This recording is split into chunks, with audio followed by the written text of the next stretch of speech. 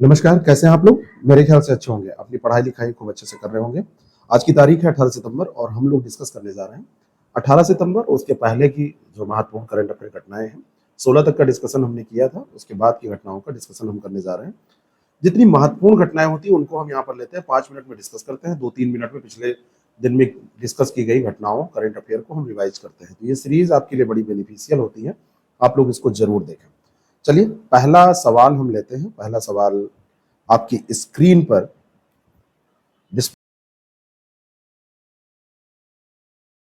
हैदराबाद मुक्ति दिवस कब मनाया जाता है?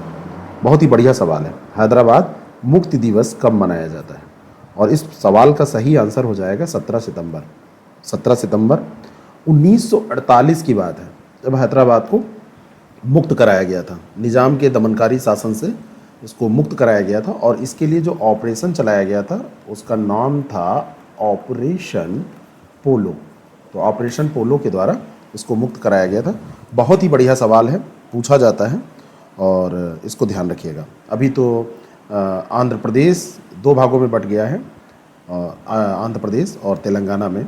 और तेलंगाना की राजधानी हैदराबाद है, आंध्र प्रदेश की राजधानी अमरावती है। इसका विभाजन कब हुआ था, किस डेट में हुआ था, किस सन में हुआ था, ये आप लोगों को बताना है। 2024 के ओजोन परत संरक्षण दिवस की थीम क्या है? ओजोन परत संरक्षण दिवस 16 सितंबर को मनाया जाता है और 2024 में इसकी जो थीम रखी गई है ये आप लोग को बताना है कि इसकी थीम क्या है।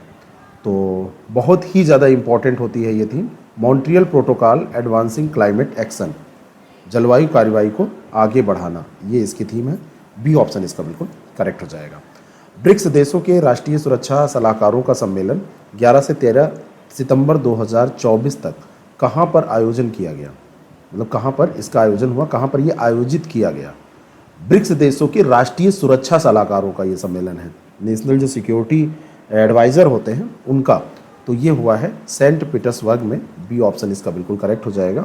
सेंट पीटर्सबर्ग कहाँ पर है? रूस में, यानी कि रूस में ये जो हुआ है और इसकी मेज़बानी रूस ने की है। जैसे भी सवाल आपसे पूछा जाए आप लोग उस तरीके से इसको बता देंगे। स्वदेश निर्मित VLSR SAM vertical launch short range surface to air missile, ये किस मिसाइल की जगह लेने वाला है? और स्वदेश निर्मित है, ये भी ध्यान रखना है। तो VLSR SAM सरसैम आप इसको बोल सकते हैं। तो ये जगह लेने वाला है बराक 1 की। सी ऑप्शन इसका बिल्कुल करेक्ट हो जाएगा। और बराक 1 जो था ये इजराइल के सहयोग से, इजराइल के द्वारा इसको डेवलप किया गया था, इजरायली मिसाइल ये थी। अगला जो प्रश्न है, हरित हाइड्रोजन पर दूसरा अंतर्राष्ट्रीय सम्मेलन second international conference on green hydrogen 11 से 13 सितंबर तक कहाँ पर आयोजित किया गया? ये मोस्ट इंपॉर्टेंट क्वेश्चन है, आपसे पूछा जा सकता है और इसका आयोजन किया गया है नई दिल्ली में। डी ऑप्शन इसका बिल्कुल करेक्ट है। भारत मंडपम में किया गया है और उद्घाटन इसका नरेंद्र मोदी जी ने किया है, जो हमारे PM नरेंद्र मोदी हैं उन्होंने किया है। और अभी इनका बर्थडे भी था 17 तारीख को, 17 सितंबर को। केंद्रीय गृह मंत्रालय ने किस शहर का नाम बदलकर विजयपुरम कर दिया? किसका नाम विजयपुरम किया है? तो आप जाएंगे अंडमान निकोबार द्वीप समूह, वहाँ पर उसकी राजधानी है पोर्ट ब्लेयर, उसका नाम विजयपुरम कर दिया गया है। अमित शाह जी ने ये घोषणा की है, गृह मंत्री हैं। 13 सितंबर को ये घोषणा की गई है और औपनिवेशिक पहचान से मुक्त करने के लिए पोर्ट ब्लेयर का नाम विजयपुरम किया गया है। अंग्रेजों ने ये नाम रखा था तो इसको बदल दिया गया। अंतर्राष्ट्रीय लोकतंत्र दिवस 2024 का मुख्य विषय क्या है? लोकतंत्र दिवस कब मनाया जाता है? 15 सितंबर को मनाया जाता है अंतर्राष्ट्रीय लोकतंत्र दिवस। और इसका जो इस बार का विषय है वो आपसे पूछा जा रहा है, वो है ensuring effective governance of artificial intelligence at all level, सभी स्तरों पर कृत्रिम बुद्धिमत्ता का प्रभावी प्रशासन सुनिश्चित करना। बी ऑप्शन इसका बिल्कुल करेक्ट हो जाएगा। ऑपरेशन सद्भाव का संबंध किससे है? तो ऑपरेशन सद्भाव जो रिलेटेड है वो किससे रिलेटेड है, ये आपसे पूछा जा रहा है। तो इसका संबंध है भारत की एक्ट ईस्ट जो पॉलिसी थी, एक्ट ईस्ट नीति थी, उससे रिलेटेड है।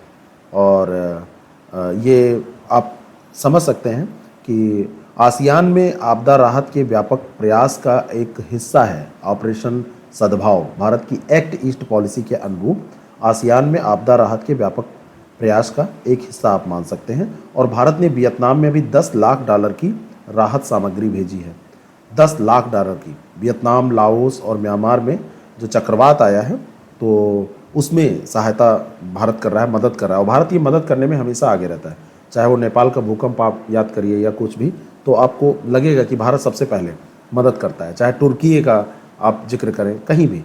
एनपीएस वात्सल्य योजना का शुभारंभ किसके द्वारा किया गया? मोस्ट इंपॉर्टेंट क्वेश्चन है, एनपीएस वात्सल्य योजना।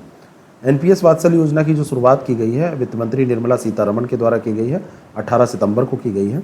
तो बी ऑप्शन इसका बिल्कुल करेक्ट हो जाएगा।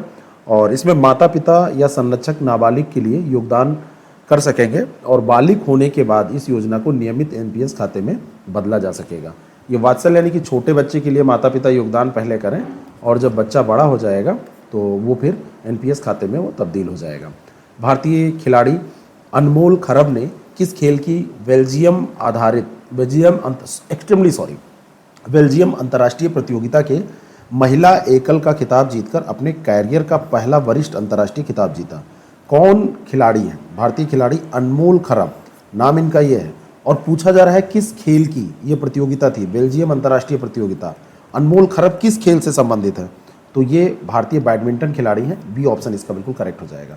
इसका व्याख्या सहित पीडीएफ आप हमारे टेलीग्राम चैनल पीसीएस प्रेप से डाउनलोड कर सकते हैं। डेली का डेली उस पर ऐसे अपडेट करते हम चलते हैं, तो आप लोग उससे जुड़ जाएं और उस पर बहुत सारे पीडीएफ दिए जाते हैं। चलिए अब हम लोग कल का जो लास्ट क्लास थी हमारी, लास्ट क्लास का रिवीजन एक बार अच्छे से कर लेते हैं। और उस क्लास को रिवाइज करने के बाद में आप ये मान के चलिए कि अगर आप उसका आंसर देने में सफल रहते हैं तो आप मान के चलिए कि आपकी तैयारी बहुत अच्छी है, आप लोग सही से पढ़ रहे हैं। और अगर आप उसका आंसर नहीं दे पाते हैं, कुछ एक गलत होता है तो कोई बात नहीं, लेकिन अगर आप बिल्कुल आंसर नहीं दे पाते हैं तो आप मान लीजिए कि आपको रिवीजन करने की बहुत ज़्यादा ज़रूरत है, बहुत ज़्यादा ज़रूरत है।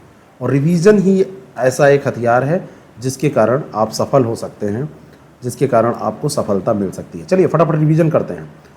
पहला प्रश्न था राष्ट्रीय हिंदी दिवस प्रतिवर्ष कब मनाया जाता है? तो इसका सही आंसर 14 सितंबर। अखिल भारतीय राजभाषा सम्मेलन 2024 का आयोजन कहाँ पर किया जाएगा? तो इसका जो आयोजन किया जाना था नई दिल्ली में। और विदेश मंत्रालय ने आर रविंद्र को हाल ही में किस देश में भारत का अगला राजदूत नियुक्त किया? तो भारत का अगला राजदूत नियुक्त किया गया है इनको आइसलैंड में। अगला जो प्रश्न है, केंद्रीय मत्स्य पालन मंत्री ने हाल ही में कौन सा ऐप लॉन्च किया?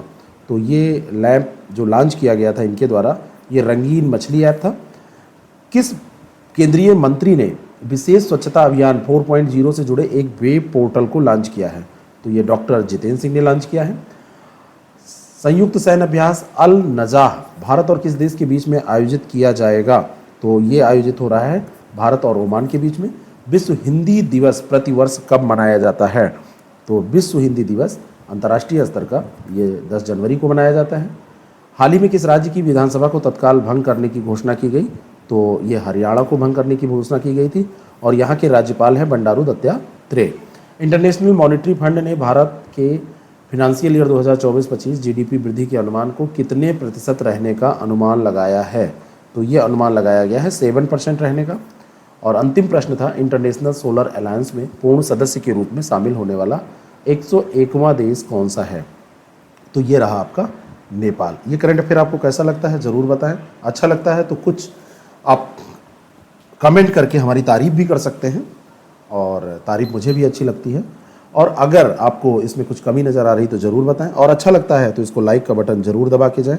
चैनल पे नए हैं तो इसको सब्सक्राइब करें, बेल आइकन को प्रेस करें, जिससे कि डेली का डेली आप करंट अफेयर यहाँ से पढ़ सकें। ठीक है ना? और फिर हम मिलते हैं नए सेशन के साथ। Thank you so much.